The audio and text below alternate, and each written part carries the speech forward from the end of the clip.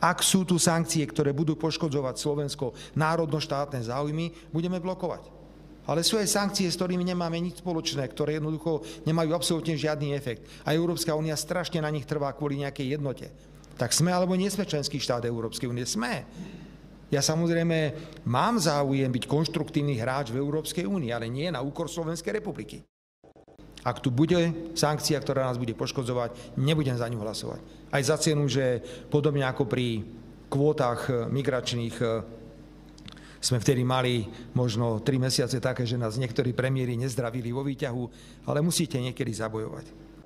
Vláda Slovenskej republiky pri každých sankciách, ktoré sú navrhnuté, robí vnútornú analýzu, či tieto sankcie poškodzujú alebo nepoškodzujú národno-štátne záujmy Slovenskej republiky. Preto vítam toto uznesenie. Nakoniec Smer Slovenská sociálna demokracia zaň zahlasoval v Národnej rade Slovenskej republiky a naši poslanci vedeli, čo robia. A ja som o tom vedel, ako budú hlasovať poslanci za Smer Slovenskú sociálnu demokraciu. A považujem ho za silný nástroj pre mňa, politický nástroj, o ktorý sa môžem oprieť v diskusiách v Európskej rade.